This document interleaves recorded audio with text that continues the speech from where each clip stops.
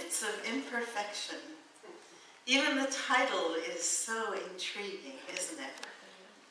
When we think in terms of perfection, we think that's a gift.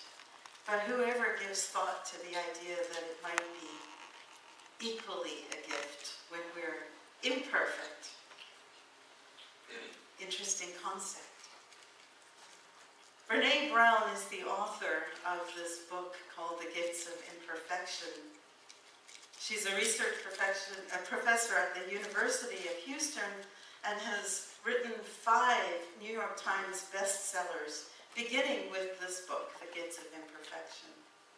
Her TED Talk, which we watched on Thursday afternoon as part of our discussion group, is called The Power of Vulnerability. And it is one of the most watched TED Talks in the world. She's also got a show on Netflix called The Call to Courage. So if you want to hear a little bit more about the work that Brene has done, that would be a good place to investigate. She has spent her career studying empathy, connection, vulnerability, and shame. And in the course of her research, she discovered that there are people who seem to get through things okay, and others who get through things and don't really recover. And she's found that she's been able to, through all kinds of research, years and years of research, that she's been able to divide the groups, the people, into 2 distinct groups. Those who feel a deep sense of love and belonging, and those who struggle with it. And one variable that she found that separates the 2 is simply that the one group believes that they deserve it. They simply believe that they are worthy of love and belonging. And so even though their lives may be as difficult as others, they go through the same challenges, equivalent challenges. Obviously, no one goes through the same divorce twice. But they go through similar life challenges: divorce, loss of jobs, loss of home, health. And some manage to come out on the other side, relatively unscathed and sometimes even feeling stronger. And the difference is simply that one group feels that they are worth it. And so she came up with 10 guideposts that she identifies as characteristics of people who she considers wholehearted, the people who are in the I've gone through this and it's not going to define me for the rest of my life kind of group. And we looked at one, it wasn't the first one in her book, but one of the guideposts last week. And that was the guidepost of letting go of scarcity and fear of the dark, and cultivating gratitude and joy. And the idea that she suggested is to break the cycle of fear and scarcity. The idea of something being too good to be true, so I'm not going to enjoy it. The idea of, if I enjoy it, there won't be more later. So taking those and breaking that belief system, that BS, and instead allowing ourselves to lean into the emotion of gratitude and joy. And we spoke very briefly about the power of letter writing. A letter is to say thank you, of keeping a gratitude journal. And we introduced the gratitude jar, the joy jar, and asked everyone to write something that they're feeling joyful about, that brings a smile to their face, and to put it in there and to use that as a seed for the rest of this year, a whole year, the rest of your life. Start dropping things into here. Somebody asked me, what happens when this gets full? Good problem to have. Take them out, take a photo of them, create a new joy jar, fill it. That's the point.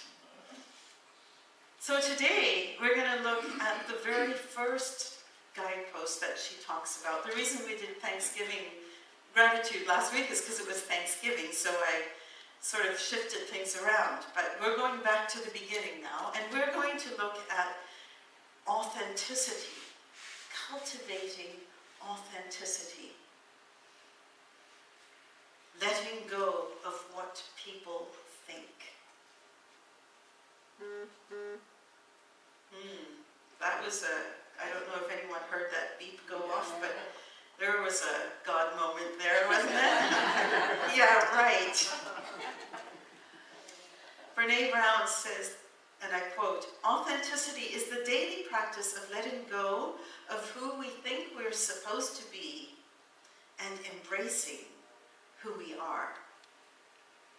And what I find interesting about this is that it's very similar to Unity's suggestion that we practice denials and affirmations, or that we practice the power of our ability to release in order to bring new life. It's essentially the same as the parable of the old wineskins. Remember that when we spoke about that a year ago or so? The idea of we can't put new ideas into an old, limited container. And so before we can actually cultivate that authenticity, what are some of the things that we need to let go of that are preventing us from enjoying the power of being an authentic person and speaking our truth? The thing we want to try and let go of is this idea of caring what other people think. The problem with it is that it is against every human instinct that we have. And so we will never actually get to the point of not caring about what other people think. In fact, we don't want to, because if we do that, we're actually disconnecting from them, and we don't want that either. So we're in this conundrum. We want to be separate, and we want to be connected. We don't want to care about what people think, and we want them to be in relationship with us. And so, how do we put that all together? I don't know if I can answer that. There was a little part of me that's going, I'm glad you asked, as if I might have an answer, but I'm not sure I do. But I'll tell you some of the insights I got from reading this and then thinking about this. The first is that there is a very good reason for us to want to care about what people think. We grew up needing people to care for us. And one of the most powerful things that we discovered as children is that you kind of have to do what is expected in order to be fed and to be loved and to feel connection. There is reward that comes from doing what is expected. The danger is that sometimes in the process we've lost who we are. There are messages that we get in our community about how we should or shouldn't behave in order to be part of the community. And one of the most powerful and most debilitating things to do to a person, whether it's a child or an adult, is to turn your back on them. Because we are hardwired. I can't even do it to you. It feels so wrong. but you're hardwired to connect. But community doesn't always need to mean conformity. Here are some of the things that Brene mentions in this struggle to be authentic. We're told, don't make people feel uncomfortable. Be honest. Don't upset anyone or hurt anyone else's feeling. Say what's on your mind. Sound informed and educated, but don't be a know-it-all. You see how these are like a dance, and it's like, how do you do this? And as children, remember when you were mad at your brother? It was say sorry, kiss, and make up. Or if you were upset and crying, stop crying, I'll give you something to cry about. If you were lucky, you didn't have some of that, and that's wonderful. And I'm really gratified to hear that that is not the prevalent way that children are being raised today. And yet the people here in this room who are here seeking still struggle with some of that. How to be nice and say what we really feel. Women. Now this is Brene speaking, not just me, although I get it, and I'm sure the women in the room will get it. They have the most powerful shame responses when they speak up. Because women have been taught, be nice, get along, go along to get along, don't make waves, make peace, wait till your father gets home. All of those messages. All of those messages. I'm reading Margaret Atwood's The Testament right now, which is the sequel to The Handmaid's Tale.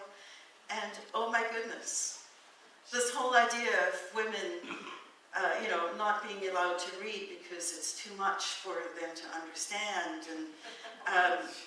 And what's so interesting is this is fiction now, but it was not fiction not all that long ago. And so we've still got a lot of that stuff within us. Men, what are the messages you heard when you were children? Be strong. Don't cry. You need to be the powerful one. You need to be the one who is the caregiver and the provider. Don't cry. It's okay to be angry. But it's not okay to feel compassion, because that's weakness. And so there's all of this confusion, right?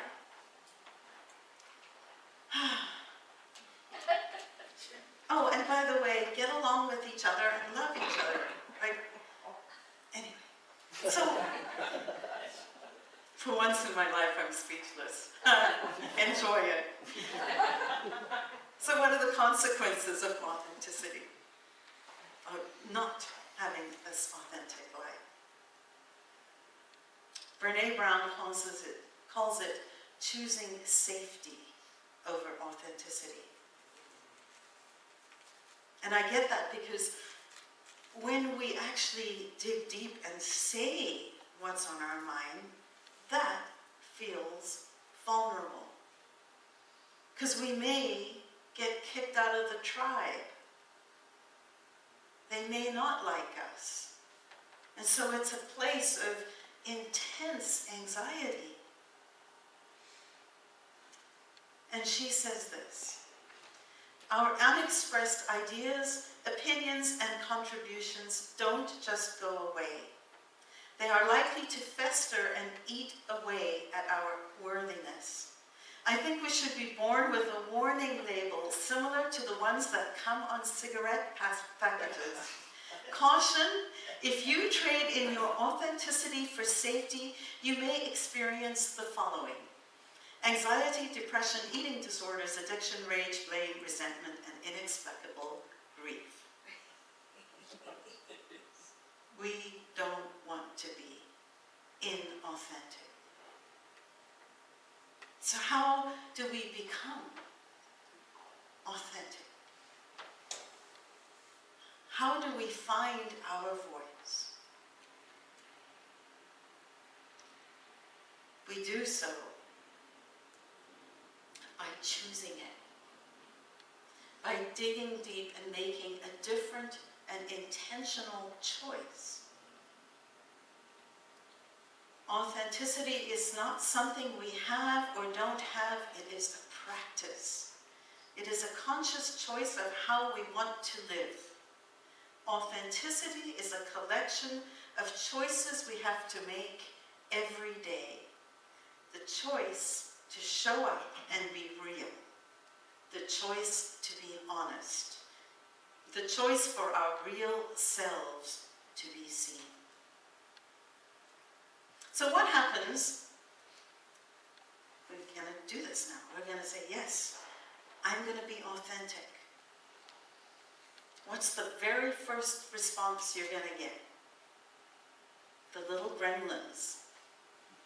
That she calls it running the gauntlet of the gremlins. The gremlins that say, who do you think you are? You're getting too big for your britches. This is not very ladylike. Oh my God, that's not very masculine. And to go acknowledging that those gremlins are there and to speak anyway is something that is scary at every level. But it will not be fatal. That's why we call it a practice. We want to practice authenticity. And what we want to know, whenever we're in a place where we're choosing and faced with this crossroads of which way am I going to choose, ask yourself the question, what's my goal? Is my goal for that person to like me? And if the answer is yes, then you may end up choosing to do that, even if it's something you don't want to do. Does that feel authentic? No. Does it feel like you're betraying a little bit of yourself? Yes. Is the goal to be who you are, honoring who you are, and respecting the other person where they are? Absolutely. Does that mean that sometimes you're going to have your feelings hurt because they're going to misinterpret your intentions no matter what you say? Absolutely. The question is, are we comfortable enough to live in that discomfort? And sometimes the answer is no. And that's okay, because this is a path that we need to walk towards. But we're not going to become 100% authentic all the time, overnight.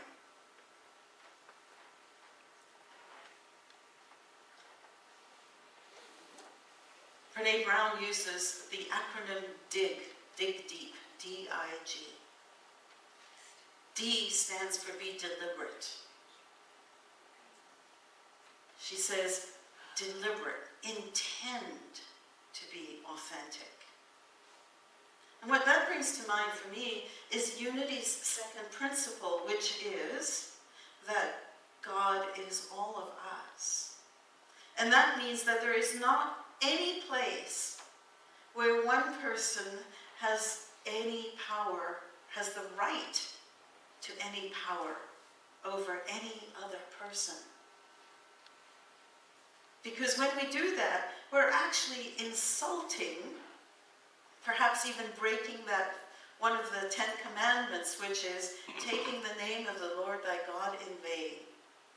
When we are saying to somebody else that their power is greater than ours, that we are not worthy, we are not honoring our godness.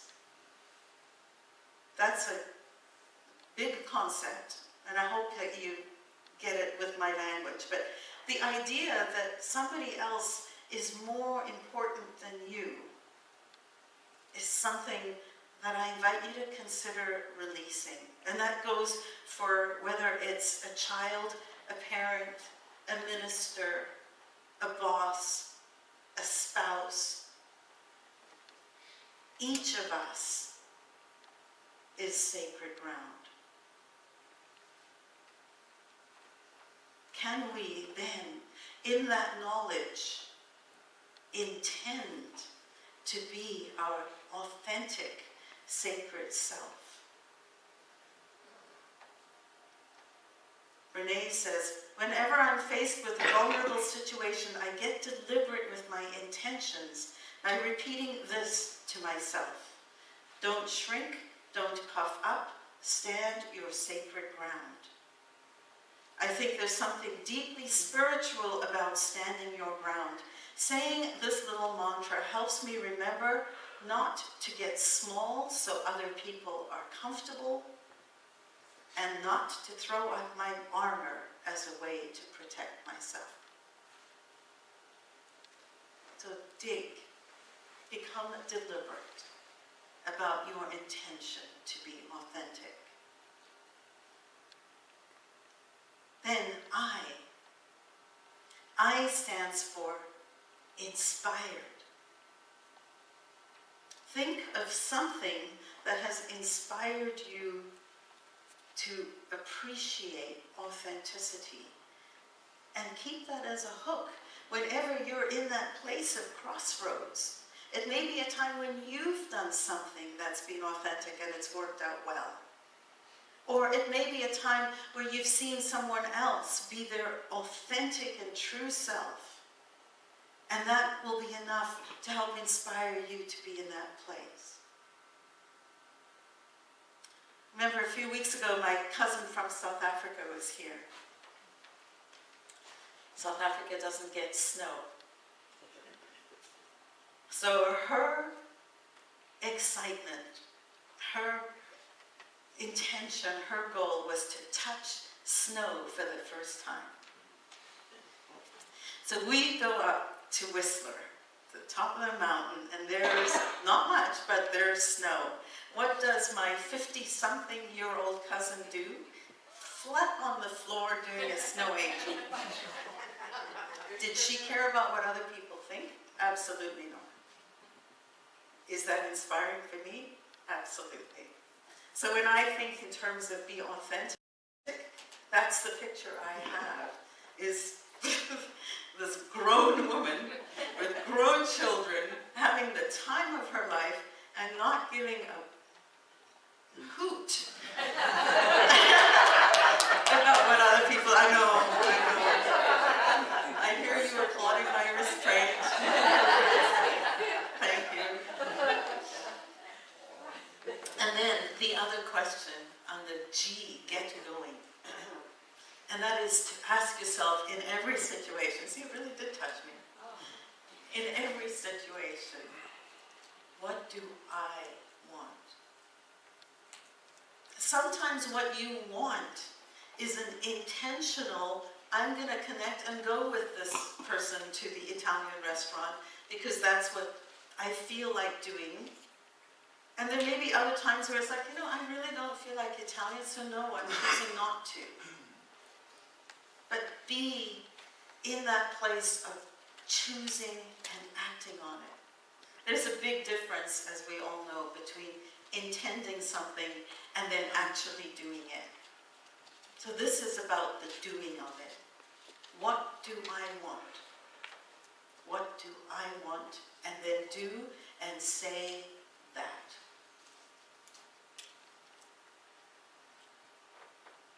Couple last things. One, our goal is to be authentic, to speak our truth, to be who we are, to be the beautiful baby that we once were, that we now are, just covered in all this other stuff.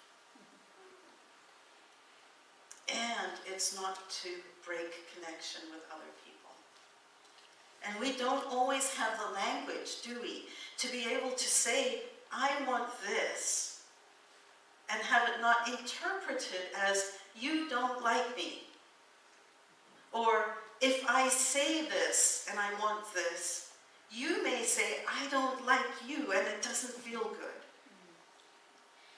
And so in some way, we need to be more clear about distinguishing the I and the you and the eclipse that this can sometimes be. I have two pictures here of hula hoops. One is me, one is everybody else. And the idea is to be as separate and apart as those hula hoops can be, while still remaining connected. And so we don't want to go into you, always, should, never, you. Where we want to go is, this is what I'd like. What do you think? Even that takes a lot of vulnerability. It takes a lot of courage. So here are some that I'll tell you, because I know that language is tricky.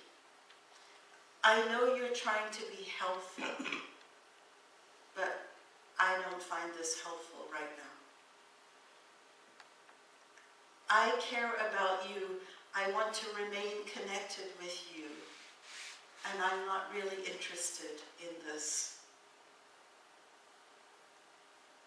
I would like to go to this restaurant, this movie, this vacation spot, whatever.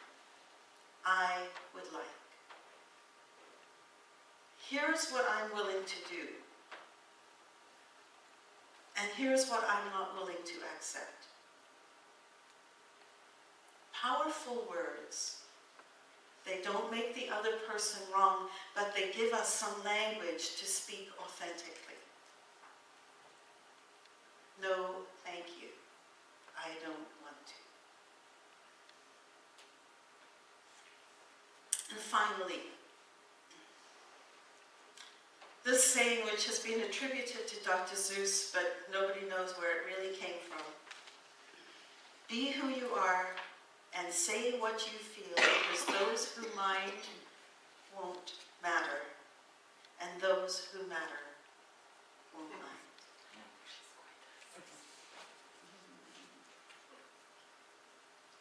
Be who you are. Say what you feel. Those who mind don't matter. Those who matter don't mind. You are enough. You are worthy. Right where you are is sacred ground. Claim it.